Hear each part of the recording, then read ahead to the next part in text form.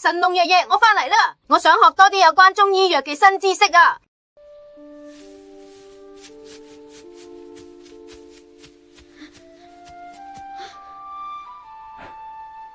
你返嚟啦，我哋開始今日記中醫藥知識小課堂啦。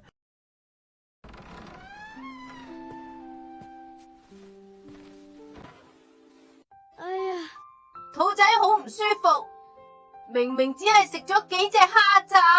小龍，你係唔係食咗發物啊？發物係咩嚟噶？食咗會發爛渣咩？非也非也，發物唔係壞嘢，係會引發身體不適嘅食物。你本身有濕熱，蝦屬於溫性發物，一食就會加重濕熱，肚仔自然唔舒服。常見發物有3類：海鮮、辛辣、溫熱肉食。唔同體質記嘅唔一樣。哦，原來唔係人都記一樣噶，咁點先知道自己記邊樣啊？發物忌口睇體質，你濕熱忌溫燥辣椒，寒涼體質則忌生冷西瓜。濕熱忌溫燥，寒涼忌生冷。你濕熱，平時可以多食紅棗山藥健脾去濕，唔使成日忌口。哇，呢啲食咗唔會頭痛，